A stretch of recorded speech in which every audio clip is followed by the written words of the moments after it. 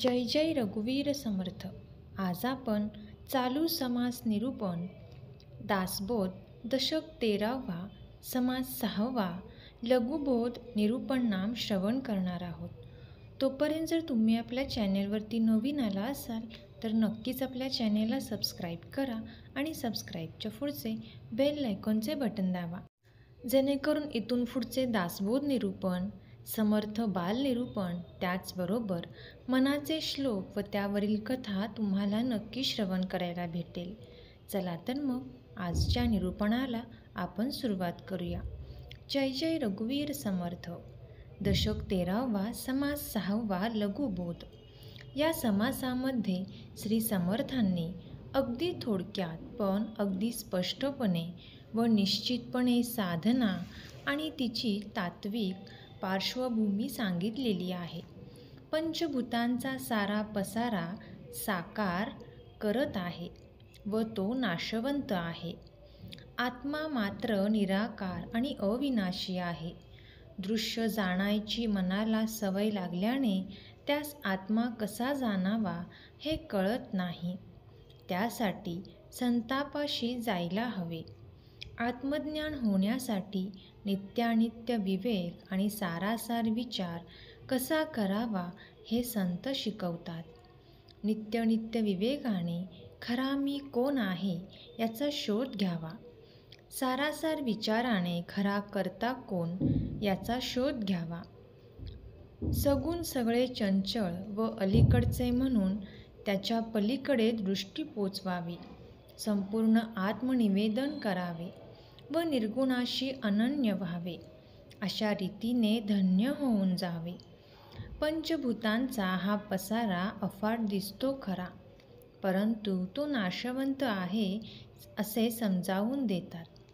ज्यांना पंचतत्वे म्हणतात त्यांची नावे शिकून घ्यावी. त्यानंतर प्रत्यक्ष अनुभवाने त्याचे स्वरूप जाणून घ्यावे. त्याच्यामध्ये शाश्वत कोणते व अशाश्वत कोणते हे प्रत्यक्ष प्रमाणाने निश्चित करावे. आता पंचभूतांचा विचार करू. त्यांची नावे काय, त्यांचे स्वरूप काय, त्यांच्यात सारासार काय हे सगळे आता निश्चितपणे सांगतो. ते लक्षपूर्वक ऐकावे. पृथ्वी, आप, तेज, वायू आणि आकाश अशी त्या पंचभूतांची नावे आहेत. आता त्यांचे स्वरूप सांगतो ते ऐका. पृथ्वी म्हणजे जमीन, आप म्हणजे पाणी आणि तेज म्हणजे अग्नी, सूर्य वगैरे तेजयुक्त पदार्थ समजावे. वायू म्हणजे वारा, आकाश म्हणजे सारी जागा.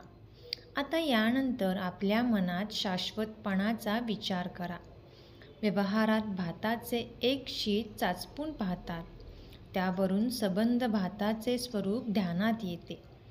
त्याचप्रमाणे थोड्या अनुभवावरून सबंध दृश्य विश्वाचा स्वभाव हा समजून घ्यावा. पृथ्वीच्या बाबतीत असे आढळते की मातीची रचना करता येते, पण ती रचना मोडते. हा तर प्रत्यक्ष अनुभव आहे. या दृश्य विश्वामध्ये अशा कितीतरी रचना होतात व कालांतराने त्या मोडतात. म्हणून जे रचले जाते ते मोडते. हे पृथ्वीच्या बाबतीत अनुभवास येते. त्याचप्रमाणे पाणी आटून जाते, अग्नी पेटतो व विझून जातो आणि वारा वाहतो व थांबतो. आकाशामध्ये दिसणारा अवकाश नावापुरता असतो. विचार केल्यावर तोही उरत नाही. तात्पर्य, पंचभूतांपासून निर्माण झालेले काहीही कायम टिकणारे नाही. कायम टिकेल हे शक्य नाही. याप्रमाणे पाच भूतांचा सारा पसारा नाशवंत आहे. ही गोष्ट अगदी निसंशय आहे. आत्मा मात्र शाश्वत आहे, सत्य आहे, पण तो निराकार आहे. साकार तेवढे नाशवंत व निराकार शाश्वत असते. पण साकार व निराकार एकमेकात मिसळल्यासारखे झालेले आहे. सारासार विचाराने ते वेगळे करावे आणि मी कोण याचा शोध घ्यावा. तो आत्मा कळण्यास फार कठीण आहे. ज्ञानावाचून इतर कशाने आकलन होत नाही. म्हणून संतांच्याकडे जावे. आणि त्यांना आत्मा कसा ओळखावा ते विचारावे. आत्मस्वरूप कसे आहे हा प्रश्न संतांना विचारला तर ते उत्तर देतात की आत्म अविनाशी आहे. आत्म्याला जन्मही नाही तसा मृत्यूही नाही. निराकारात आकाराचा भास होतो आणि आकारात निराकाराचा भास होतो. दोन्ही एकमेकात मिसळल्याप्रमाणे भासतात. म्हणून निराकार आणि आकार हे एकमेकांपासून विवेकाने वेगळे करावे. जे निराकार ते नित्य व शाश्वत असते व साकार ते अनित्य व अशाश्वत असते. साकार निराकाराचे हे गुणधर्म विवेकाने जाणणे यास नित्यानित्य विचार म्हणतात. त्याचप्रमाणे ते सारे आहे त्यात असाराचा भास होतो आणि जे असार आहे त्यामध्ये साराचा भास होतो. पण माणसाने सारासार विचार करून सार असार वेगळे शोधून काढावे. वास्तविक 5 भूतांपासून निर्माण झालेले सगळे माईक आहे. म्हणजे ते जसे दिसते तसे नसते. ते एक नव्हे अनेक दिसते. याच्या उलट आत्मा अगदी एकच आहे व तो सर्व विश्व व्यापून आहे. 4ही भूतांच्या मध्ये आकाश व्यापून असते पण ते लगेच लक्षात येत नाही. त्याचप्रमाणे आकाशात आत्मस्वरूप अगदी दाटपणे गच्च भरलेले आहे. निश्चयाने सूक्ष्म विचार करून पाहिल्यास आकाश आणि ब्रह्मवस्तू यात भेदच नाही असा अनुभव येईल. आकाश आपल्याला भासते, इंद्रियांना गोचर होते, म्हणजे ते स्थलकालाच्या उपाधीने आवरलेले आहे. ही उपाधी बाजूस सारली तर ते अतींद्रिय होय.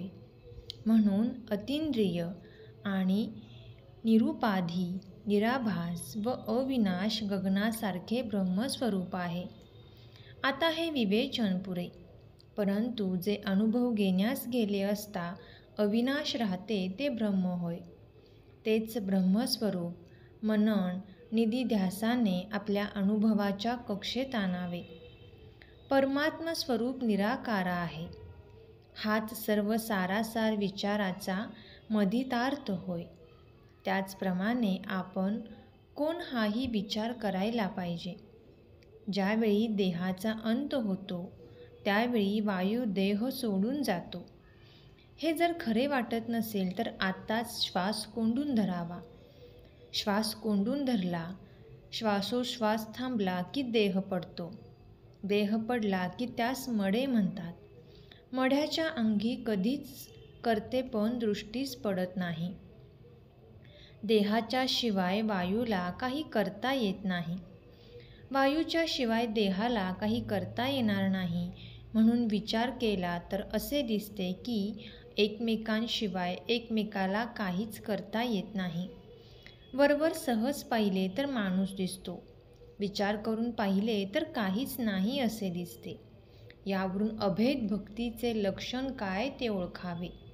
मी करता आहे असे जर म्हटले तर सर्व गोष्टी आपल्या इच्छेप्रमाणे घडून येणे अवश्य आहे. जर त्या तशा घडत नसतील तर मी करता आहे हे म्हणणे अगदी व्यर्थ मानले पाहिजे. म्हणून मी करता नाही हे आपोआपच अनुभवास येते. मी करता नाही हे जर खरे तर मी भोगता नाही हे देखील तितकेच खरे ठरते. परंतु जो सूक्ष्म विचार करेल त्यालाच हे आकलन होईल. ज्याला असा विचार करता येत नाही त्याला हे कळणार नाही. ज्याप्रमाणे प्रकाश व अंधार एकमेकांच्या उलट असतात त्याचप्रमाणे सूक्ष्म विचार करणे आणि तसा विचार न करणे एकमेकास विरोधी आहेत. विकार पावणारे दृश्य पंचभौतिक विश्व आणि निर्विकार ब्रह्मवस्तू दोन्ही अगदी भिन्न आहेत. जेथे सारासाराचे सूक्ष्म मनन नाही तेथे परमार्थ काहीच नाही. जे खरे स्वरूप आहे त्याची कल्पना तेथे येणे शक्यच नाही. सूक्ष्म वस्तूच्या अनुभवाला न्याय असे जर म्हटले तर त्या वस्तूचा अनुभव नसणे हा अन्याय म्हणावा. जो जन्मांध आहे त्याला नाना प्रकारच्या रत्नांची परीक्षा करता येणे शक्य नसते.